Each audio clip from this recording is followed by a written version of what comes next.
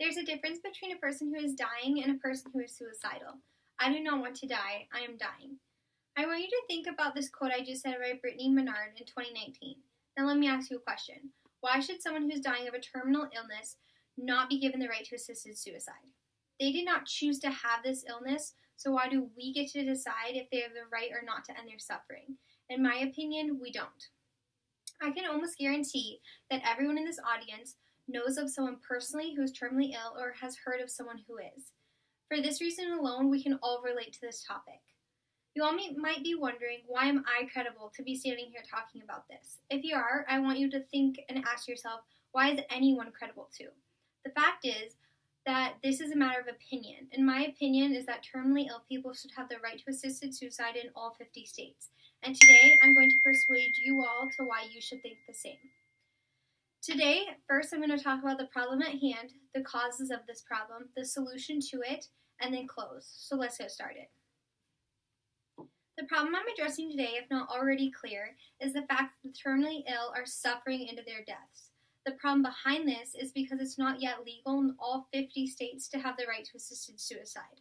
I want to discuss a little bit about what assisted suicide entails.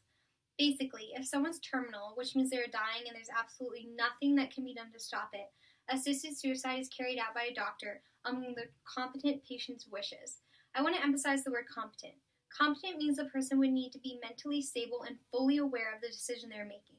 If they are, then the doctor will prescribe them the prescription needed to carry this out. Now, something to note is that many people exclaim that since some states offer this assistance, then why can the patient not go to them? Well, they could. And in most cases, they do. But let's be realistic. If you're terminally ill, are you really going to want to or even be able to travel? Probably not. Another problem to mention is that terminally ill people have no way out. Their only options are either sitting there and letting this terrible illness slowly kill them and suffer every single day until they pass, or take their own hands by using suicide. There's absolutely no reason a terminally ill person should have to pick between these two options. If they want to end their lives in an honorable fashion and make all their suffering end, they should have the right to. I want to mention two different testimonies here.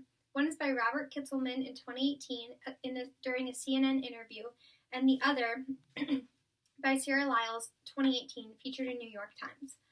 Both of them had parents that died and had wished to have a way to end their suffering as they were going through a terminal illness.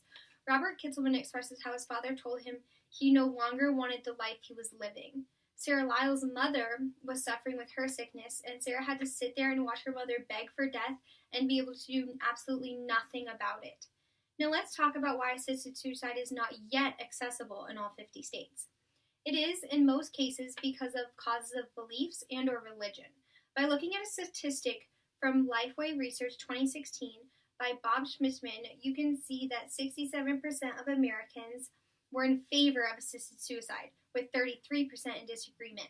Then if you looked at it, the Americans with religious beliefs, meaning they're part of some religion that doesn't necessarily believe that assisted suicide should be done, you could see that 62% disagreed, but 38% still agreed. If we take a minute to look at the moral side of things, people argue that it goes against the Hippocratic Oath. However, this is in fact not true. The oath mentions that nothing harmful should be given to a patient.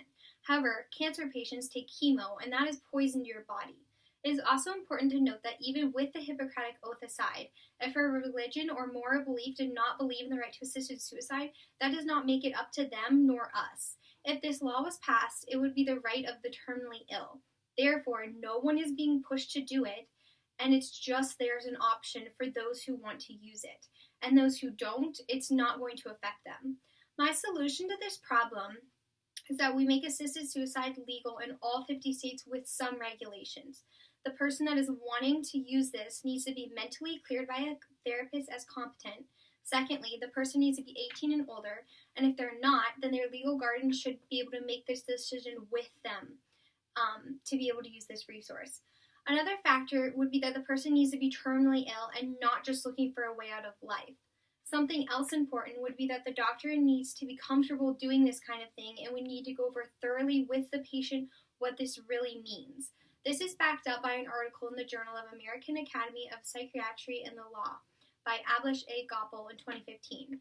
This talks about PAS and the regulations behind it.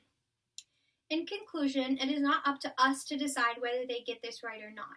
It should be there's an option to those who want to use it. They should be able to. I want to consider why a person might decide to do this. If the person is terminal and in an incredible amount of pain, and themselves or their family are suffering financially, they might want a way to end their suffering and save their families. Assisted suicide is an honorable way for someone who's dying and in pain to go. We as a society should not judge their decision to make this choice. Who knows how you would feel if you were in this position? How about if someone you loved was in this position and you could do absolutely nothing to help them? The fact that we are still trying to fight for the terminally ill to have this right is absurd to me.